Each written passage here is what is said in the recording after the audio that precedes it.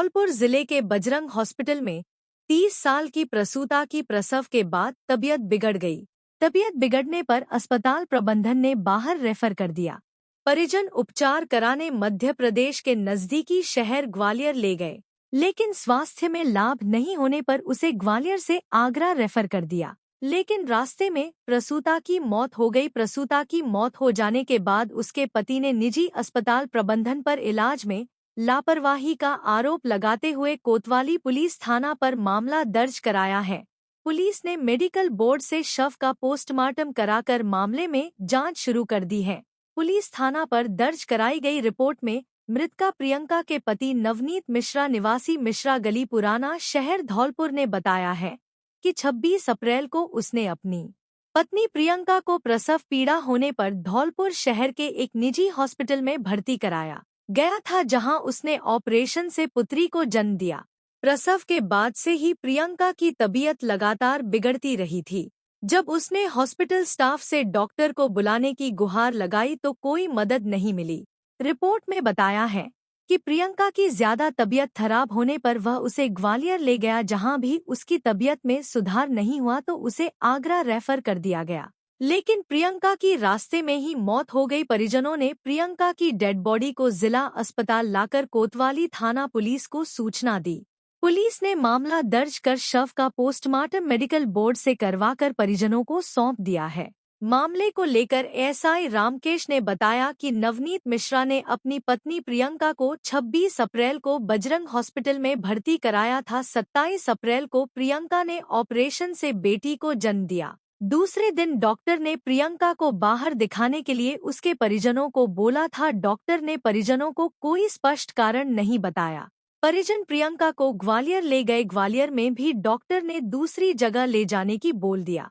परिजन प्रियंका को आगरा ले जा रहे थे तो रास्ते में उसकी मौत हो गई। मामला दर्ज कर अनुसंधान किया जा रहा है। मामले में निजी हॉस्पिटल के डॉक्टर अनित जायसवाल ने बताया कि प्रसूता प्रियंका को देखा तो वह पीली सी लग रही थी और उसका हीमोग्लोबिन भी कम था। प्रियंका की जांच कराई थी और 2 यूनिट ब्लड भी चढ़ाया गया। ऑपरेशन के बाद प्रियंका ठीक थी, लेकिन दूसरे दिन वह रोती रही। उसको समझाया भी था और दवाइयां भी दी, फिर उसको रेफर कर दिया। सर, मैंने अपनी बजरंग हॉस्पिटल में अपनी वाइफ का इलाज कराया था, गायनेक डॉक्टर सर से। तो वहाँ से सर मैंने उसके इलाज के दौरान उसको कुछ प्रॉब्लम्स हुई। प्रॉब्लम के दौरान सर ये पता नहीं लगा कि क्या प्रॉब्लम है। तो वहाँ से मुझे कुछ ट्रीटमेंट सही नहीं दिखा, उसकी नाजुक हालत होती जा रही। तो फिर मैं वहाँ से सर तुरंत लेके और ग्वालियर गया। ग्वालियर सर ले जाने के बाद मैंने इन लोगों से फाइल भी इनके पास थी। मैंने पूछा कि सर कुछ फाइल में क्या ट्रीटमेंट चल रहा है, क्या दवाइयाँ चल रही है, मुझे आप थोड़ा सेंड करवा दो। उनको स्टाफ को भी मैंने बोला तो स्टाफ वालों ने भी बोल दिया कि सर हमारे पास नहीं है, ये वो सर के पास है। और सर उसके दौरान फिर वहाँ से भी ट्रीटमेंट नहीं लग पाया सर। फिर मैं दिल्ली लेके गया। दिल्ली ले जाने में सर वाइफ को कोई रेस्पॉन्स नहीं मिला सर, ख़त्म हो गई। मैं इसके दौरान कोई कार्रवाई करना चाहता हूँ सर, आप बताइए फिर क्या करूँ। लापरवाही की वजह से ही सर, अगर मुझे ट्रीटमेंट देते तो सर थोड़ा फ़र्क पड़ जाता। 26 तारीख की रात को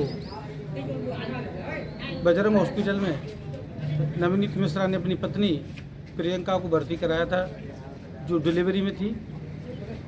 26 तारीख को नहीं 27 तारीख को प्रियंका ने ऑपरेशन से बेटी को जन्म दिया। और दूसरे दिन डॉक्टरों ने बताया कि आप कहीं ले जाओ उसको दिखाने के लिए। कारण पूछने पर परिजन बता रहे कि उन्होंने कोई स्पष्ट कारण नहीं बताया। तो हम उसको ग्वालियर ले गए, ग्वालियर में भर्ती कराया। ग्वालियर में डॉक्टर ने कहा कि इसको कहीं दूसरी जगह ले जाओ। तो हम उसको आगरा ले जा रहे थे तो धौलपुर से पहले उसने दम तोड़ दिया। अब पोस्टमार्टम की कार्रवाई जारी है और कानूनी कार्रवाई की जाएगी। जो भी दोषी होगा उसके खिलाफ कार्रवाई की जाएगी। पेशेंट एक्चुअल में हमारे पास 5-7 दिन पहले आई थी, ओपीडी के लिए आई थी। उनके ससुर जी भी यहाँ पे पहले एडमिट थे। 5-7 दिन वो हमारे यहाँ से एडमिट होके फिर वो अच्छे होके वो घर चले गए। तो उनकी मदर ने कहा, उनकी वो मदर इन लॉ ने कहा कि वो हमको दिखाना है करके। मैंने देखा तो बहुत पीली पीली टाइप की लग रही थी। ऐसा लग रही थी कि वो बहुत घर में बेटर केयर नहीं कर पा रहे हैं करके। और उस समय उसको हीमोग्लोबिन भी कम था उसका 8 ग्राम। तो हमने बोल दिया कि भाई इसको आयरन सुप्रोज के इंजेक्शन लगवा लो। फिर लगवा के घर चले गए। फिर पेशेंट आई, फिर उसके बाद रात में लेबर पेन से आई। हमने देखा तो वो लेबर टॉलरेट नहीं कर पा रही थी और पेशेंट एकदम पीली-पीली थी। उसके तो पहले के भी रिकॉर्ड है। फिर हमने उसकी जाँच-वाँच करवाई उसके लीवर फंक्शन की, पर उस समय वो सही आ रहे थे। तो पेशेंट को फिर ऑपरेट किया गया, क्योंकि पेशेंट लेबर पेन टॉलरेट नहीं कर पा रही थी और उसके सारे कंसेंट-वंसेंट जो भी हैं पति से, उनके घरवालों से लेके सब बता के फिर ऑपरेट किया गया और उसको 2 ब्लड भी लगाया गया क्योंकि हीमोग्लोबिन कम था। फिर उसके बाद पेशेंट ऑलमोस्ट ठीक थी एक दिन, पर उसको पता नहीं कुछ ऐसा ऐसा सैडनेस हुई, डिप्रेशन हुआ, कि वो 10 दिन एक दिन तो पूरा रोती रही वो। मैंने उसको समझाया भी कि ठीक है, कोई बात नहीं है, जैसा भी है। फिर पेशेंट को शायद कुछ हेमोलाइसिस या कोगुलोपैथी डेवलप हुई। उसका सैचुरेशन वगैरह फॉल हुआ। फिर हमने उसको जीवन रक्षक दवाओं पे भी रखा। फिर उसको फिर रेफ़र करना पड़ा क्योंकि वो फिर मैनेज नहीं, तो फिर हमने उसको रेफ़र कर दिया। धौलपुर जिले के सरमथुरा उपखंड में चिलाचौंद गांव के पास धौंध रोड पर बीती देर रात एक चलती टीयूवी कार में अचानक से आग लग गई। कार में आग इतनी तेजी से फैली कि कुछ ही पलों में वह धू-धू कर जलने लगी। आग लगने के बाद कार सवार लोगों ने बड़ी मुश्किल से बाहर निकलकर अपनी जान बचाई। जानकारी के मुताबिक कार सवार धौंध गांव की तरफ से चिलाचौंद गांव आ रहे थे।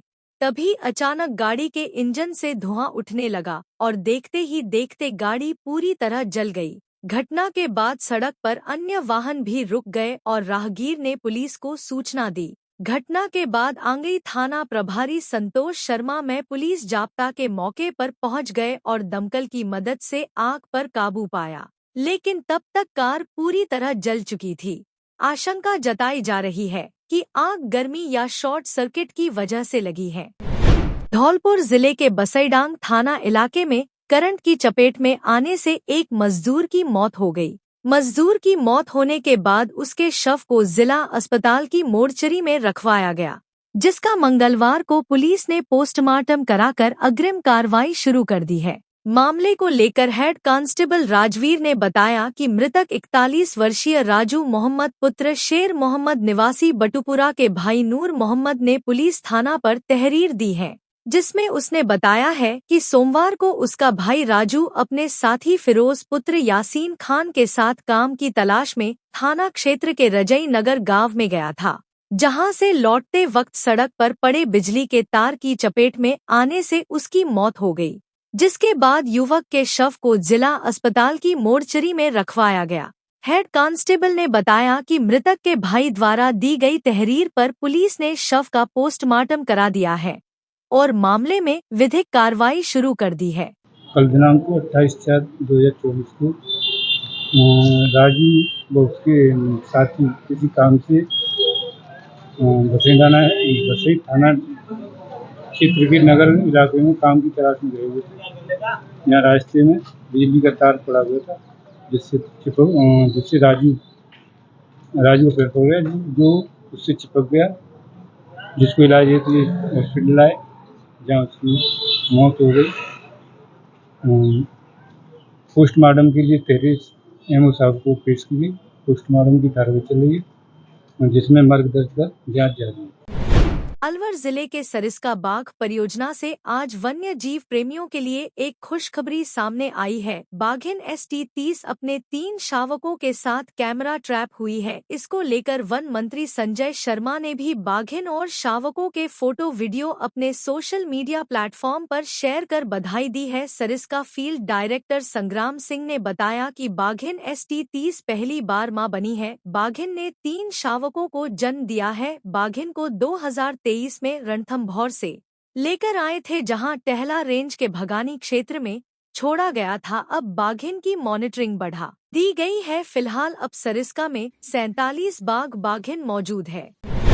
धौलपुर जिले में शिक्षा में गुणवत्ता लाने के लिए सरकार कई पहल कर रही है, जिनमें समग्र शिक्षा अभियान के माध्यम से छात्रों, शिक्षकों, माता-पिता और समुदाय के सदस्यों के बीच एक सकारात्मक संबंध बनाने का प्रयास किया जा रहा है। इसी क्रम में मुख्यमंत्री शिक्षित राजस्थान पहल के रूप में प्रवेशोत्सव कार्यक्रम के अंतर्गत शिक्षा से वंचित, अनामांकित और ड्रॉप आउट बालक बालिकाओं को डिजिटल प्रवेशोत्सव ऐप के माध्यम से डोर टू डोर सर्वे कर 3 से 18 वर्ष तक के समस्त बालक बालिकाओं को विद्यालयों, आंगनबाड़ी केंद्रों में प्रवेश दिलाया जाकर शिक्षा की मुख्य धारा से जोड़ने के निर्देश प्राप्त है। मुख्य ब्लॉक शिक्षा अधिकारी धौलपुर दामोदर लाल मीणा ने बताया कि इसके लिए शिक्षा विभाग के समस्त अधिकारियों, शिक्षक एवं कार्मिकों के संयुक्त प्रयास अति आवश्यक है। प्रवेशोत्सव के प्रथम चरण 15 अप्रैल से 9 मई तक नामांकित ड्रॉप आउट और शिक्षा से वंचित बच्चों का डोर टू डोर सर्वे कर चिन्हीकरण करना, 10 मई से 16 मई तक नामांकन अभियान के तहत CRC मॉड्यूल में प्रविष्ट करना और प्रवेशोत्सव द्वितीय चरण में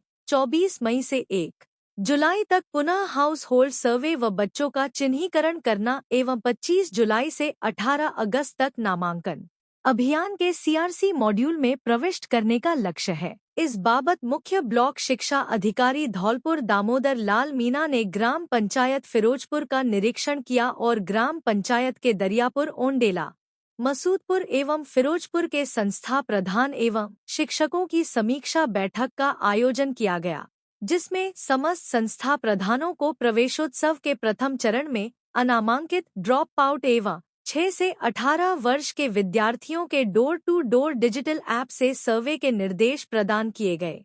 उन्होंने कहा कि संस्था प्रधान गत सत्र की तुलना में 10% नामांकन वृद्धि के लक्ष्य का विशेष ध्यान रखते हुए विद्यालय कैचमेंट एरिया के अभिभावकों से संपर्क स्थापित करें और उनको विद्यालय की गत सत्र की छात्र छात्रा उपलब्धियों, विद्यालय में विभाग द्वारा संचालित निःशुल्क सुविधाओं एवं शिक्षकों की योग्यताओं के संबंध में चर्चा करें। धौलपुर में पड़ रही भीषण गर्मी में राहगीरों को शीतल व शुद्ध जल उपलब्ध कराने के लिए राजस्थान पंचायती राज एवं माध्यमिक शिक्षक संघ की ओर से लगातार 11वीं साल राजाखेड़ा बाईपास तिराहे पर सुरजीत बाटिका में शीतल जल की सार्वजनिक प्याऊ जल मंदिर का संचालन प्रारंभ किया। मंगलवार को भाजपा जिलाध्यक्ष सत्येंद्र पाराशर एवं समाज सेवी कमलजीत ने जल मंदिर का फीता काटकर व अपने हाथों से राहगीरों को शीतल शरबत पिलाकर सार्वजनिक प्याऊ का शुभारंभ किया। इस मौके पर भाजपा जिलाध्यक्ष सत्येंद्र पाराशर ने कहा कि गर्मियों के मौसम में प्यासे को पानी पिलाना सबसे बड़ा पुण्य कार्य होता है। जिले के भामाशाहों एवं समाज सेवियों को इस तरह के पुनीत कार्यों में अपनी भागीदारी बढ़ चढ़कर निभानी चाहिए। विशिष्ट अतिथि समाज सेवी कमलजीत ने कहा कि हमारे देश में प्राचीन काल से ही लोगों को पानी के लिए प्याऊ संचालन की परंपरा रही है। नर सेवा नारायण सेवा के समान है। गर्मियों में जल ही जीवन होता है। शिक्षकों ने प्याऊ लगाकर बेहद प्रेरणादायी कार्य किया है। कर्मचारी महासंघ के जिलाध्यक्ष राजेश शर्मा ने कहा कि इन दिनों जिले में भीषण गर्मी का दौर शुरू हो गया है। पूरी गर्मियों की ऋतु में राहगीरों व आमजन को शुद्ध एवं शीतल जल उपलब्ध कराया जाएगा। संघ के जिलाध्यक्ष हरि सिंह गुर्जर ने कहा कि संगठन के पदाधिकारी केवल अपनी मांगों के लिए ही कार्य नहीं करते हैं, बल्कि सामाजिक सरोकारों में भी अग्रणी भूमिका निभाते आ रहे हैं। धौलपुर जिले में जैसे जैसे गर्मी बढ़ रही है, वैसे वैसे विद्युत खपत बढ़ने के साथ विद्युत तंत्र पर ट्रिपिंग की संख्या बढ़ रही है। धौलपुर शहर में गर्मी बढ़ने के साथ साथ विद्युत सप्लाई में व्यवधान की घटनाएं बढ़ी हैं। तार टूटने की घटनाओं के प्रमुख कारण अधिक विद्युत भार, अधिक तापमान व विद्युत चोरी के लिए लाइन पर जम्पर डालना प्रमुख कारण है। डिस्कॉम XAN विवेक शर्मा ने बताया कि धौलपुर शहर में उपभोक्ताओं के स्वीकृत लोड के अनुसार डिस्ट्रीब्यूशन ट्रांसफार्मर लगा रखे हैं। अनाधिकृत विद्युत लोड के कारण विद्युत तंत्र के ओवरलोड होने की शिकायत प्राप्त हो रही है। शिकायतों के निस्तारण के लिए 24 घंटे कार्मिक तैनात किए हुए हैं, जो गाड़ी के साथ मौजूद रहते हैं। डिस्कॉम ने ऐसी शिकायतों को गंभीरता से लिया है। उन्होंने बताया कि विद्युत उपभोक्ता बिजली व्यवधान से संबंधित शिकायत के लिए डिस्कॉम कंट्रोल रूम 18001806 व धौलपुर शहर के उपभोक्ताओं के लिए 0823374573 एवं 082337484972 पर शिकायत कर सकते हैं।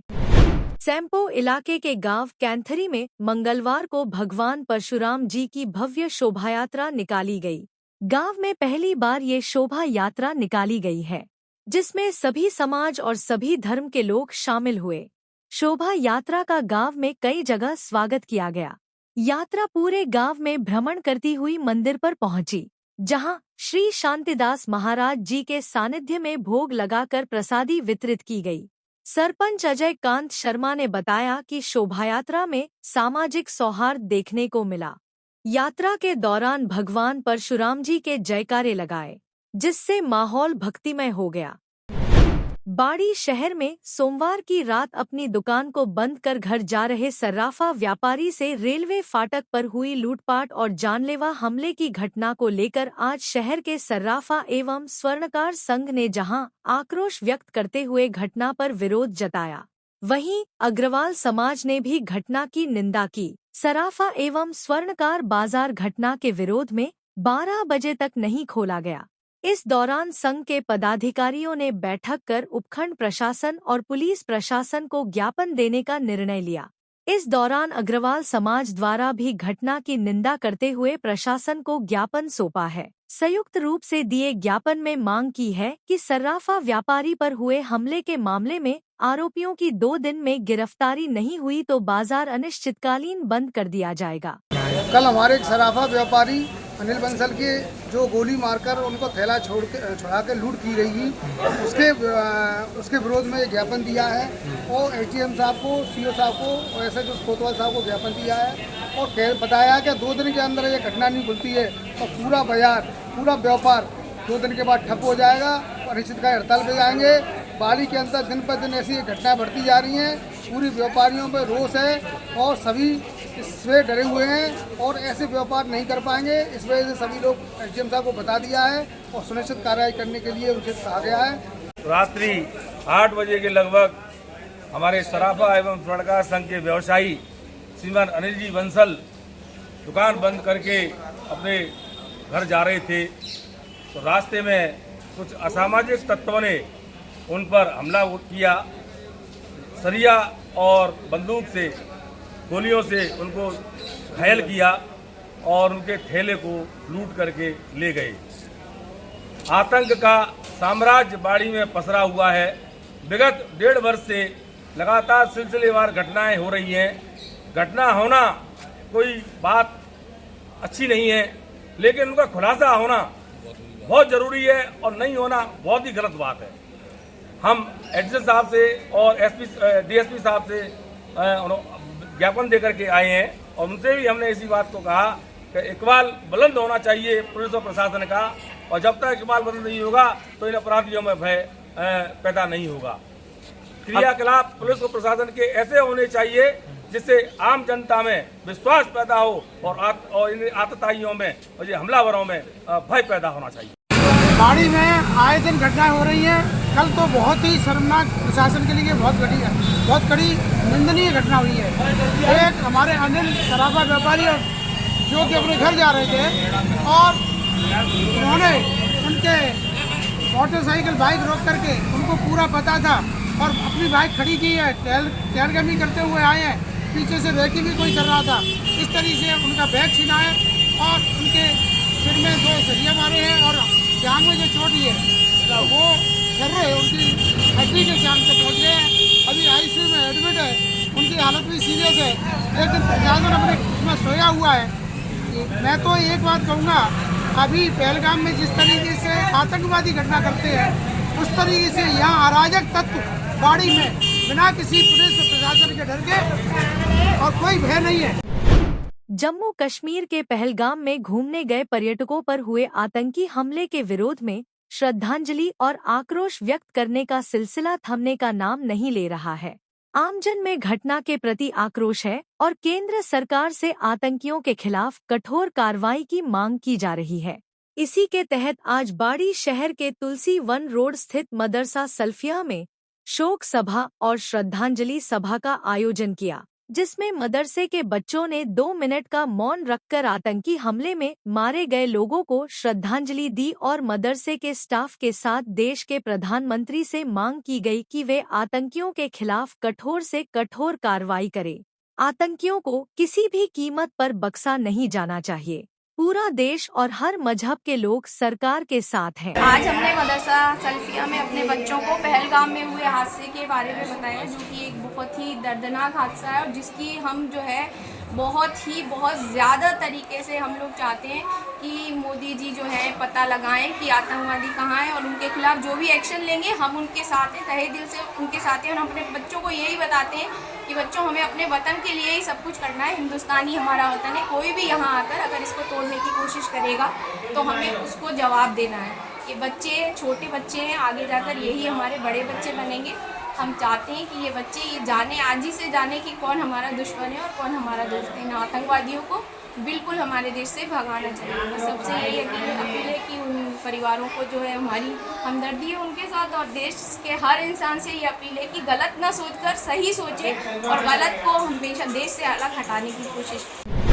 टैपो में नेशनल हाईवे 123 पर राजा का नगला के समीप मंगलवार देर शाम को अलग अलग 3 वाहनों में भिड़ंत हो गई। इस दरमियान हादसे में कुल 6 जने गंभीर रूप से घायल हुए हैं। सभी घायलों को 108 की मदद से सामुदायिक स्वास्थ्य केंद्र पर पहुंचा, जहां डॉ सुनील कुशवाहा के द्वारा प्राथमिक उपचार के बाद सभी घायलों को गंभीर हालत के चलते रेफर किया गया है। जानकारी के मुताबिक पवन कुमार पुत्र लेखराज जाटव निवासी तेज नगर रूपवास टेम्पो में सवार होकर अपनी पत्नी कुसुम, 10 वर्षीय बेटा अर्पित व 7 वर्षीय नहना और छोटे भाई प्रदीप के साथ अपनी बहन की ससुराल तसीमो आयोजित शादी समारोह में शरीक होने के लिए जा रहा था। तभी रास्ते में हुई दुर्घटना में टेम्पो सवारी है सभी एक ही परिवार के 5 वचन बुरी तरह घायल हो गए। इस दरमियान डॉक्टर ने महिला कुसुम की हालत गंभीर बताई गई है। वहीं हादसे के दौरान ट्रैक्टर में सवार रामलखन निवासी बंशी सैदपुरा रूपवास भी घायल हुआ है, जिसके पैर में फ्रैक्चर होने की आशंका को लेकर उसे जिला अस्पताल भेजा गया है। घटना को लेकर प्रत्यक्षदर्शियों ने बताया कि हाईवे पर ओवर स्पीड के चलते पीछे जा रही एक गाड़ी ने आगे जा रहे हैं टेम्पो को टक्कर मार दी, जिससे टेम्पो आगे चल रहे ट्रैक्टर से टकरा गया, जिस दरमियान बीच में समाने से टेम्पो बुरी तरह क्षतिग्रस्त हुआ है, जिसमें सवार एक ही परिवार के 5 जने गंभीर रूप से घायल हुए हैं। धौलपुर जिले के बाड़ी में सोमवार शाम रेलवे फाटक के पास सर्राफा व्यापारी अनिल बंसल से लूट की वारदात को अंजाम दिया गया। विरोध करने पर बदमाशों ने व्यापारी को गोली मार दी। बदमाश व्यापारी का कीमती आभूषणों व नकदी से भरा थैला भी लूटकर फरार हो गए। घटना के बाद से पुलिस प्रशासन अलर्ट मोड पर है। बाड़ी कोतवाली के SHO अमित शर्मा, CO महेंद्र कुमार सहित पुलिस टीमें बदमाशों की तलाश में जुटी हैं। जानकारी के अनुसार सर्राफा व्यापारी अनिल बंसल पुत्र राधेश्याम बंसल लोहार बाजार स्थित अपनी दुकान से थैला लेकर बाइक से घर लौट रहे थे। जैसे ही वे रेलवे फाटक के पास पहुंचे, तभी 2 बदमाशों ने उन्हें बाइक से गिराकर लूटपाट की। विरोध करने पर बदमाशों ने अनिल बंसल को गोली मार दी, जो उनके पैर में लगी। मिली जानकारी के अनुसार इनका एक तीसरा साथी बाइक पर सवार था। घायल व्यापारी को प्राथमिक उपचार के बाद धौलपुर जिला अस्पताल और फिर ग्वालियर रेफर किया गया, जहां उनका इलाज चल रहा है। घटना के बाद बाड़ी शहर के व्यापारियों और सर्राफा व्यवसायियों में भारी आक्रोश है। घटना के समय व्यापारी अनिल बंसल अकेले ही बदमाशों से जूझते रहे, लेकिन आसपास के दुकानदारों या राहगीरों ने कोई सहायता नहीं की, जबकि तमाशबीन बनकर इस घटना को अपनी आंखों से देखते रहे, जो शर्मनाक और समाज और इंसानियत के लिए खतरनाक है। बाड़ी एडिशनल SP कमल कुमार ने बताया कि सर्राफा व्यापारी अनिल बंसल के पर्चा बयान के आधार पर मामला दर्ज कर लिया गया है। करीब 60 लाख रुपए मूल्य के आभूषण और नकदी की लूट होना बताया गया है। मामले की गंभीरता को देखते हुए पुलिस ने CO बाड़ी महेंद्र कुमार, थाना प्रभारी अमित कुमार शर्मा, सदर और सरमथुरा थाने के SHO सहित कई टीमों का गठन किया है। बदमाशों के संभावित ठिकानों पर दबिश दी जा रही है। कई संदिग्धों को हिरासत में लेकर पूछताछ की जा रही है। पुलिस तकनीकी साक्ष्य भी जुटा रही है और जल्द ही बदमाशों की गिरफ्तारी करने के संकेत पुलिस द्वारा दिए गए हैं। बाड़ी कस्बे की घटना है। कल शाम को करीबन 8:10 पे घटना हुई थी और अनिल बंसल नाम का व्यापारी था, जो अपनी सराफे की दुकान को बंद करके अपने घर पर जा रहा था। तो यहाँ पर जो रेलवे पटरियाँ हैं, उनके पास में प्रथम दृश्य ये माना जाता है कि 2 लड़कों ने इस घटना को अंजाम दिया है और उसकी जो दाहिनी थाई है उसके ऊपर भी गोली लगी है। तो अभी ग्वालियर उसका इलाज चल रहा है और उसके पर्चा बयान हो गए हैं। उसके पर्चा बयान के बेस पे FIR दर्ज कर ली गई है। तो उसने अपने पर्चा बयान में करीबन 61 लाख रुपए का माल मसरूका है, उसका लूट होना बताया है। इसने हमने बाड़ी वर्ताधिकारी और बाड़ी SHO, सदर SHO, बसेड़ी SHO और कंचनपुर SHO के नेतृत्व में हमने टीम का गठन किया है और हमने अलग अलग टीमें बनाई हैं। अलग अलग इनका कार्यक्षेत्र बांटा गया है और रात से ही लगे हैं, तो अतिशीघ्र इसमें हम सफलता प्राप्त करें। बिल्कुल उन्होंने नकाब पहन रखा है, लेकिन जाहिर सी बात है कि इस पूरी घटना की पहले रेकी की गई है। तो जो रेकी करने वाले कुछ सस्पेक्टेड हैं हमारे CCTV फुटेज में आ रहे हैं, तो उसके आधार पर हम अतिशीघ्र अपराधियों तक पहुंचेंगे। हेलो धौलपुर, नया एकेडमिक ईयर शुरू हो चुका है और इमैनुअल स्कूल्स की एडमिशन प्रोसेसेस भी। अप्रैल 1 से आप अपने बच्चों को इमैनुअल परिवार के साथ जोड़ सकते हैं। इमैनुअल 37 ईयर से धौलपुर में एक्सीलेंट एजुकेशन को प्रोवाइड करता है। हम न ही केवल एकेडमिक एक्सेलेंस को देखते हैं, पर हॉलिस्टिक और ओवरऑल डेवलपमेंट में आपके बच्चों को बेस्ट तरीके से नर्चर करने की कोशिश करते हैं। Extra curricular activities, faculties, state of art facilities such as libraries, best classroom, smart TVs, auditoriums etcetera हमारे करिकुलम में इंक्लूड होता है। इसमें हम स्पोर्ट्स और अन्य चीजों को भी हम प्रायोरिटाइज करते हैं। यस, आपने सुना ही होगा कि एकेडमिक्स में हमारा स्कूल काफी ज्यादा आपके बच्चों पे ध्यान देता है। साथ ही में हम बाकी सभी क्वालिटीज को नर्चर करने की कोशिश करते हैं। साथ ही में मॉरल एजुकेशन, जो हमारा मेन मोटिव है कि इमैनुअल मिशन स्कूल हमेशा एक गुड सिटीजन्स को तैयार करे, हम उन सारे बातों को भी ध्यान में रखते हैं। मैं आप सबका स्वागत करती हूँ इमैनुअल मिशन स्कूल में। अधिक जानकारी के लिए नीचे दिए गए नंबर पर आप कांटेक्ट कर सकते हैं या फिर अपॉइंटमेंट्स के लिए आप सुबह 9 बजे से 1 बजे तक स्कूल ऑफिस में भी जा सकते हैं। एडमिशन प्रोसेस शुरू हो गई हैं, जल्दी अपने सीट्स को एनरोल कीजिए।